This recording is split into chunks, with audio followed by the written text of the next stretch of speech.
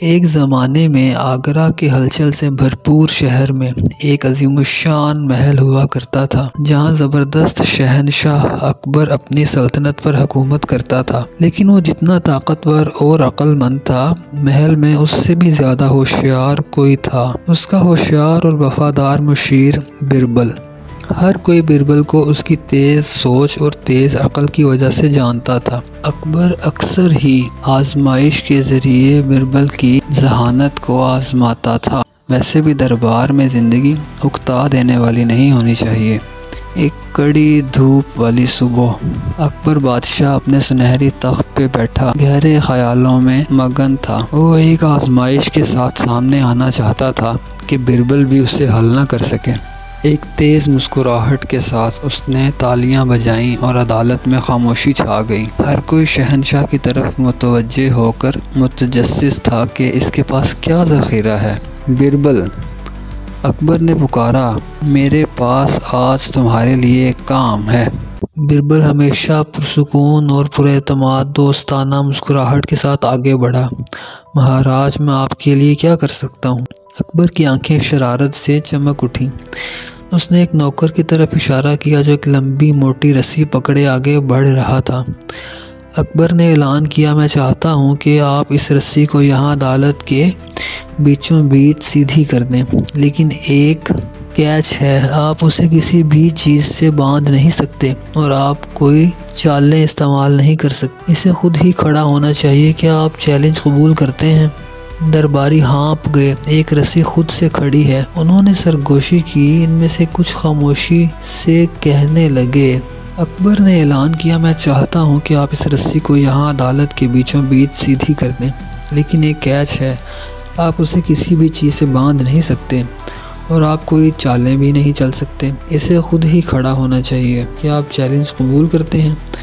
درباری ہانپ گئے۔ ایک رسی خود سے کھڑی ہے، انہوں نے سرگوشی کی۔ ان میں سے کچھ خاموشی سے ہنس پڑے۔ اس بار بربل یقیناً حیران تھا۔ ان کی سوچ میں یہ خیال ناممکن نظر آیا اور کمرے میں جوش و خروش بڑھ گیا۔ کوئی کیسے بغیر کسی سہارے کے رسی کو کھڑا کر سکتا ہے؟ لیکن بربل کو ذرا بھی فکر نہیں تھی۔ در حقیقت وہ دھیرے سے ہنسا، کہا، لیکن کیا میں کل صبح تک کام مکمل کر سکتا ہوں؟ اکبر بربل کو ساری رات سر کھجانے کا تصور کر رہا تھا۔ اس نے سر ہلایا۔ بہت اچھا بربل، میں کل ملوں گا۔ چیلنج کی خبر جنگل کی آگ کی طرح محل میں پھیل گئی، یہاں تک کہ گلی کوچوں میں لوگ اس کے بارے میں بات کر رہے تھے۔ کیا بربل واقعی رسی کو کھڑا کر سکتا ہے؟ میں حیران ہوں کہ وہ یہ کیسے کرے گا۔ بچے ایک دوسرے سے سرگوشی کر رہے تھے، جوش سے ہنس رہے تھے۔ اس رات جب سب سوچ رہے تھے کہ بربل کیا کرے گا، بربل چہرے پر پرسکون مسکراہٹ لیے گھر بیٹھ گیا۔ اس نے تھوڑی دیر اس کام کے بارے میں سوچا اور پھر اس کے ذہن میں ایک شاندار خیال آیا۔ اپنے آپ سے ہنسا، یہ مزہ آئے گا، اس نے کہا۔ اگلی صبح محل کھچا کھچ بھرا ہوا تھا۔ ہر کوئی دیکھنا چاہتا تھا کہ بربل ناممکن چیلنج کو کیسے حل کرے گا۔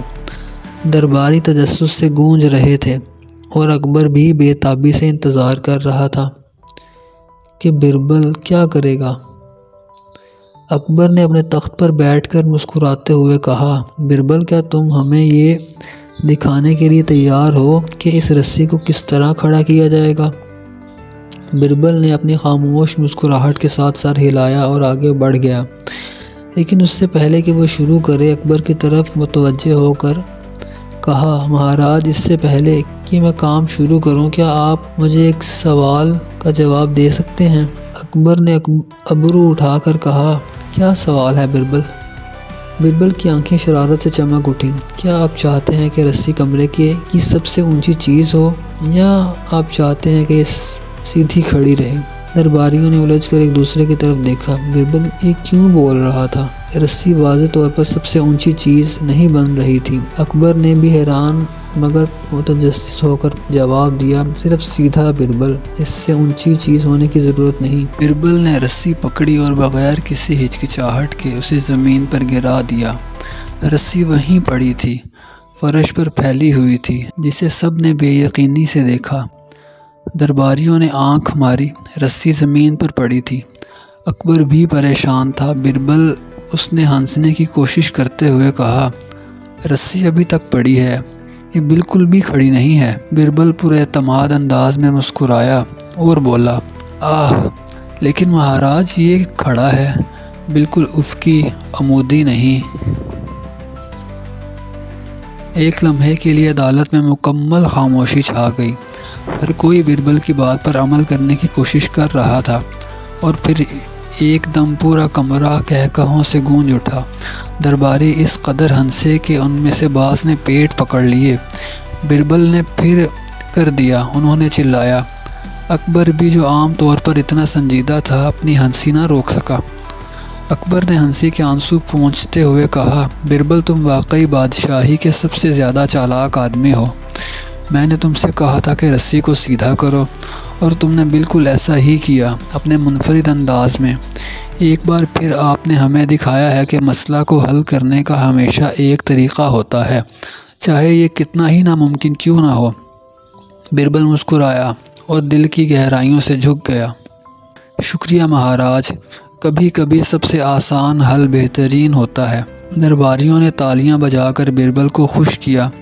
بربل کی ہوشیار رسی کی چال کی کہانی پورے شہر میں پھیل گئی، اور جلد ہی سب سے چھوٹے بچے سے لے کر سب سے بوڑھے دیہاتی تک اس بارے میں بات کر رہے تھے کہ بربل نے شہنشاہ کو کس طرح شکست دی تھی۔ جیسے ہی بربل چلا گیا، وہ مسکرانے کے سوا کچھ نہ کر سکا۔ اس نے نہ صرف یہ کام مکمل کیا تھا، بلکہ سب کو ہنسا کر، انہیں خوشی دے کر۔ وہ جانتا تھا کہ اس نے سب سے اچھا کام کیا تھا۔ اخلاقی سبق: بعض اوقات کسی مسئلے کا حل ہمارے سامنے ہوتا ہے، اور یہ ہماری سوچ سے زیادہ آسان ہوتا ہے۔ تخلیقی طور پر سوچنا اور مزاح کا احساس رکھنے سے ہمیں مشکل ترین چیلنجوں کو بھی حل کرنے میں مدد مل سکتی ہے۔ اور یوں بربل کی جادوئی رسی کی چال کی کہانی بادشاہی کی سب سے پیاری کہانیوں میں سے ایک بن گئی، جو سب کو یاد دلاتی ہے کہ ہوشیار ہونا اور باکس کے باہر سوچنا ناممکن کو بھی ممکن بنا سکتا ہے۔